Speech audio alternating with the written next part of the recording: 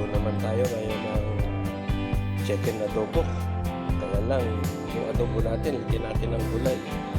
Lagyan natin ng talong at saka palaya. Ito na, nahiwa ko na yung ating mga sangkap, mga idol. Ito, sili natin, sili natin bicol. Lagyan natin pampaanghang. Tapos yung bawang natin, luya, saka kamatis. Kasi ang plano ko sana, kinamatisang manok, kaya na nagbago ang plano. Kasi masisira na yung aking gulay. Sayang naman. Kaya yan, mag-isa na tayo mga idol dito sa ating kasola. Kasolid na ganito natin. Okay, ayun yung mga hangkap natin. Olive oil, ang ating paminta, at saka yung ating bitchin, sin, suka, toyo. Tapos lagyan natin ang konting mamasitas ng oyster sauce. Okay? Tara, mag-isa na tayo mga idol. Yan naman, nagpainit na tayo.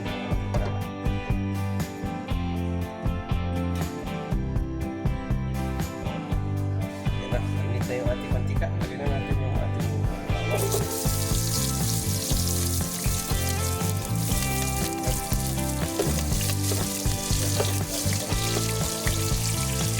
Sabay na natin yung ating konti.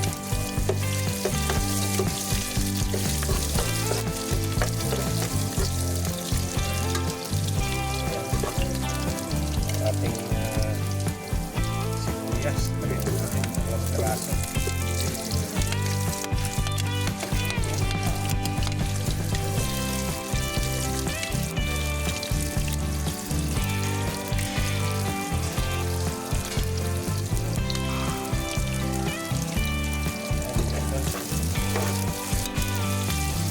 Kapasitan natin yung aroma ng ating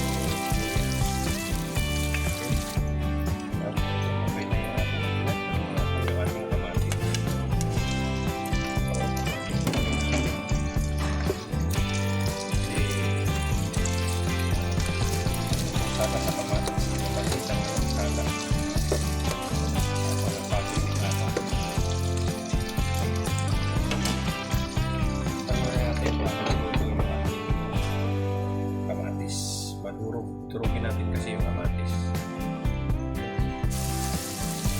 Kaya mga idol, durog na yung ating kamatis. Sunod na natin yung manok.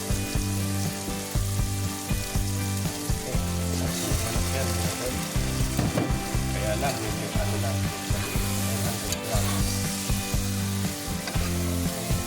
Tapos try mo natin.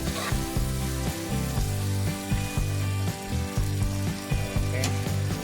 Lagyan mo natin ang takip. Okay.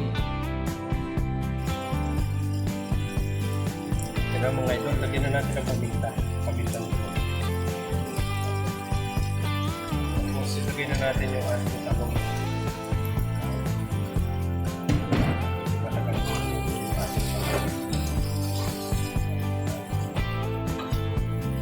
Adobong talong. Okay. Adobong manok na may talong at ampalaya. Lagay na natin din yung ating bawang ng bawang. Okay. Tapos lagyan na natin ang toyo.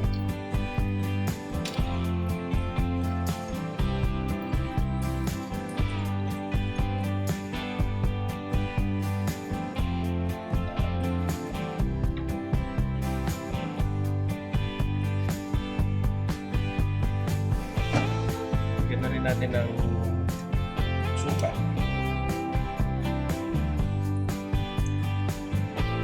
Okay.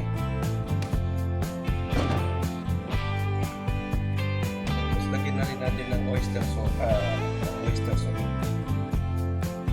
Konti lang yung oyster sauce natin.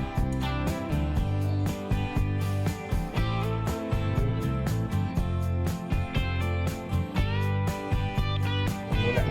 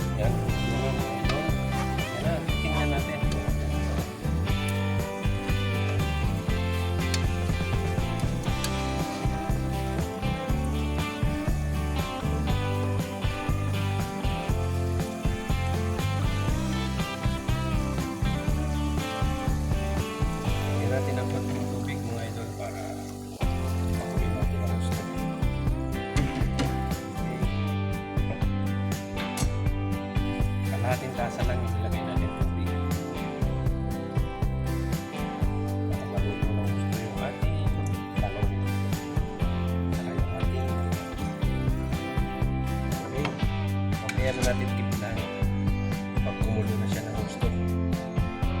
Okay? Na mga idol, kumukulo na. Lagyan natin ng kunting asin. Papailan natin ito mga idol. Maganda. Okay? Lagyan natin ng bitchin.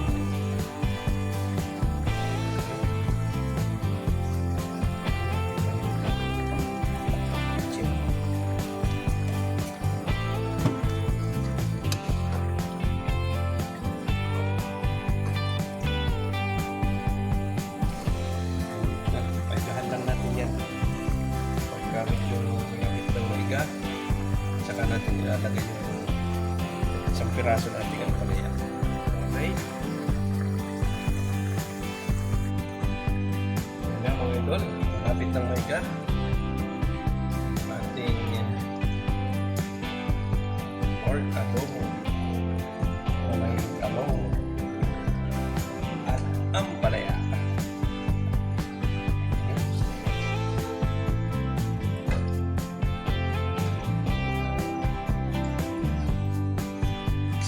Sakto na po pala ang lasa nito mga idol. Tingnan natin.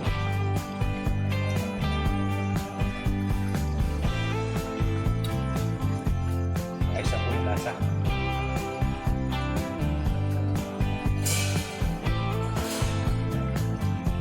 Gayin pa natin ng kaunti bago natin lagay yung ampalaya. Okay. Ayan na mga idol. Okay na yung ating lagyan na natin yung ampalaya.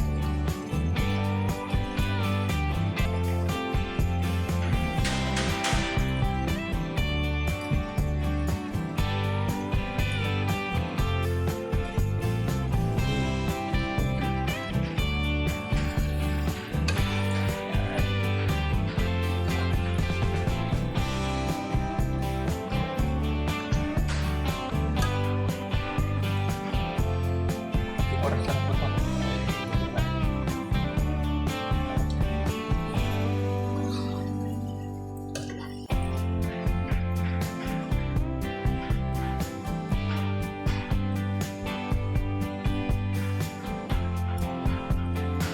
Kainahan po natin yung ating apoy para hindi masunog.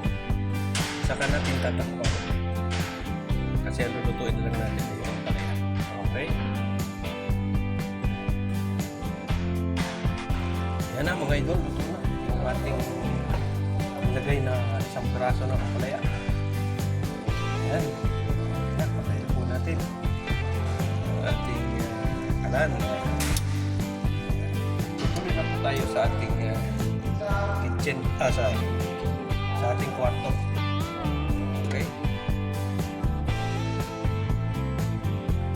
Ayan na mga idol, yung ating lutong chicken adobo na may talong at ampalaya. Ayan. Okay. Ayan po. Magsanda po tayo. Magsanda muna po ako. Ayan na po mga idol, yung ating nalutong adobong manok na may talong at ampalaya. Ayan, dahil meron na tayong kanin. Kain na po tayo. Kumain na po tayo. Ayan. Tara, kain po tayo. Mga idol. Asahan natin yung ating adobo. First time ko itong nagluto ng adobo na may talong. Okay.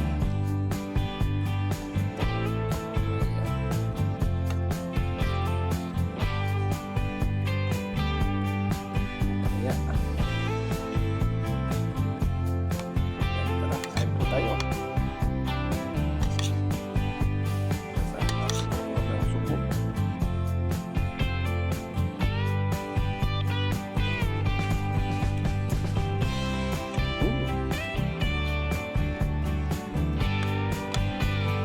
Napakasarap po pala ng ganitong may kasamang talong at ampalaya. Subo natin.